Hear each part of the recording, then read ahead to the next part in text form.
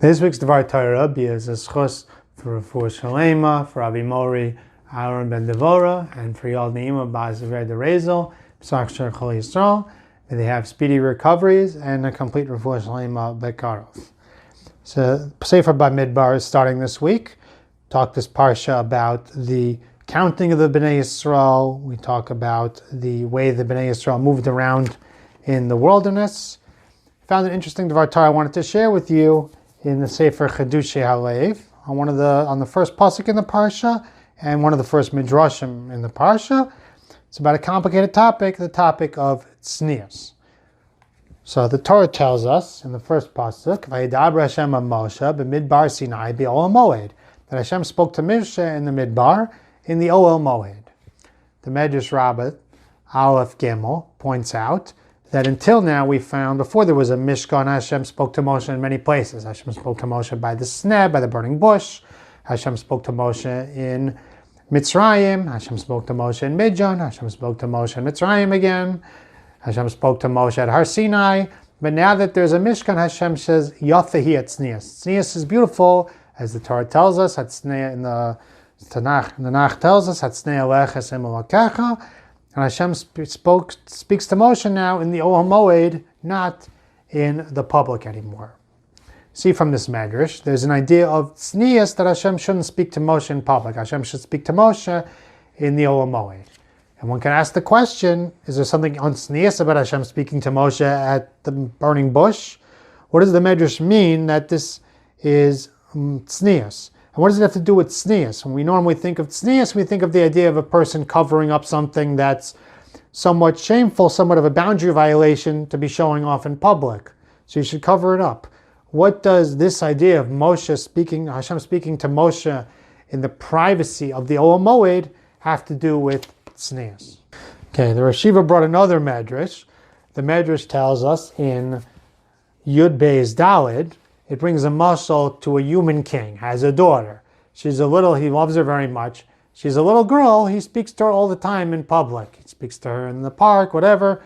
Once she gets older, once she becomes more of a lady, the king says this is not the covet for the princess, to speak to her in public like this. I'm going to make a special chamber for the princess. When I want to speak to the princess, I go to her in her private setting, and that's where I talk to her. And Hashem compares Klal Yisrael to that. Klal Yisrael kinar Yisrael v'ohavto, u'mitzrayim karasi l'vini. Klal Yisrael was referred to as ne'orim in Mitzrayim, to youths. And Hashem spoke to them by the Yam. Hashem spoke to them at Har Sinai.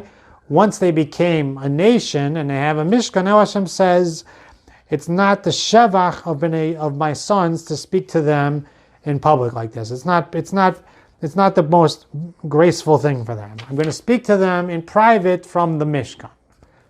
So we see another man, and that's why Moshe would come to the Ohel Moed to speak to Hashem.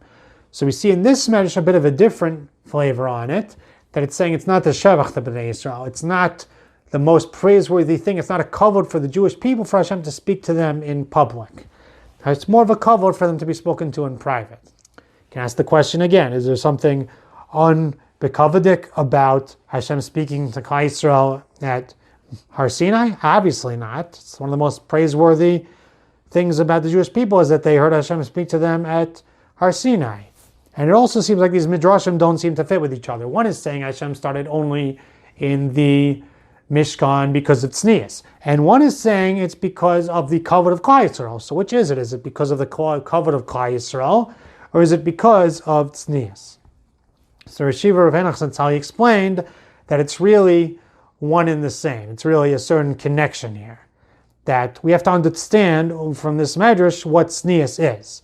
Tznius doesn't just mean an idea of covering up something which is shameful. Tznius is an idea of covering up what we respect. It's a certain value of privacy and dignity on things which have chashivus, which have dignity. When Klal Yisrael was a young nation, they weren't as great as when they became a full nation. Now they become a powerful nation of Klal Yisrael, and they've received the Torah. Now they deserve more privacy. Now they deserve more tznius. Now the kavod for them is to make things more in private. And the Shiva is bringing out a concept here that the reason that we cover up, the reason that we dress with a certain dignity is, to a certain extent, is because of our greatness, because of our dignity. I remember Rabbi Wiener, he would talk about guys jogging in shorts, not giving anyone musar, but he gave the guys a musar about jogging in the street in shorts. He said, you don't feel it, I feel it. I feel the lack of sensitivity, I feel the lack of tznius. He sensed a certain greatness in us that he felt that you're compromising your dignity by walking around that way. And it's something we should think about. The way a bacher dresses in the dormitory, the way that we train our children to walk around, the way that we walk around, are we in the proper tznius? And not just from a halachic perspective. Let's say it's mutter for a man, let's say hypothetically it's mutter for a man to just walk around in the street without a shirt on. I haven't figured out why it's legal, but let's say that is there anything unrefined? Should a person feel, if he's not embarrassed how others see him, but should he feel ashamed? Should he feel that this is beneath my dignity to walk around this way? That there's a certain sense that certain things are worthy of respect, certain things are worthy of being covered up. And I think there's also an aspect of certain things are private because of their specialness as well. I heard a frightening story, I read it in a book, about somebody that she posted a selfie of herself in the yichud room. So forgetting tznius aspects, but this person's focus on it was the idea of what this whole culture has done to us in terms of presentness. That she was completely not present in her own chasana, and that she's no shaykhs to bonding with her husband in the yichud room. She's thinking about posting on her WhatsApp chat or on her Facebook page. But it hit me, it's the idea this is a private thing. This is not something which you share with the world. There's certain things which is a private moment between you and your spouse, between you and your child, between you and your friend, and it doesn't go to the whole world. I've actually been a little bit disappointed. I have mixed feelings about some of the things that end up from media, from WhatsApp statuses, whatever you call it, of certain things that the person does a chesed for, in somebody's hospital room or something like that. There's a certain value to this thing is a private thing. This is not something to blast to the world. And I have that certain hargasha. It's a sensitivity which is becoming more and more lost in the world, and something we need to tap into. There's another idea the Rosh Hashiva brings about this idea of tznius on chashivas. Interesting Midrash. The Midrash says, quotes the pasuk in Mishnah, Chachmos bachutz tarona berchovos titein kala. Implies that it's talking about the chachma of Torah should be bachutz, it should be in the streets, you should hear the sound of it. And the Midrash brings a story that Shmuel bar Nachman asks Rabbi Yochanan ben Elazar to tell him a piece of Torah when they're in the marketplace. He says, all right, we'll go to the yeshiva, and there I'll talk to you about this piece of Torah. He says, Rebbe, it says in the pasuk, bachutz tarona. This Rebbe says, you don't understand how to read the pasuk. Bachutz means bachutz shel Torah. It means the base Midrash. Where do you sell beautiful jewels? You don't sell them in the streets. You sell it in bachutz. You sell it in its special place.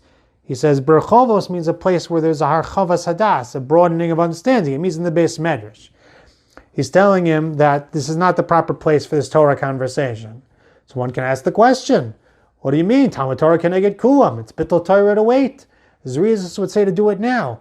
But sometimes the kavod of Torah is even doche Talmud Torah. Sometimes it's not befitting, it's not refined in this setting to learn Torah on this level.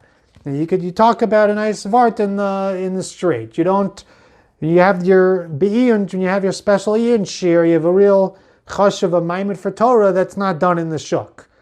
Reminds me of a Rebbe of mine, Rav David Chet, was by Rav Yashav Zatzal, and they were complaining to him about his askam on the Art Scroll Gemara. They said, Rebbe, people are going to learn, the Americans are going to be learning Torah, they're going to be learning Gemara in bed.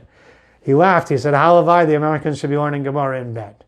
The concept is this idea of this chashivus, of appreciating the preciousness of the Torah and treating it with the proper dignity. And the idea of appreciating the chashivus of ourselves and the privacy, the boundaries that we should keep. May Hashem help us do something. We be able to retain the sensitivity. Wishing you a wonderful Shabbos and success in preparing for a Chag Kosher V'Sameach.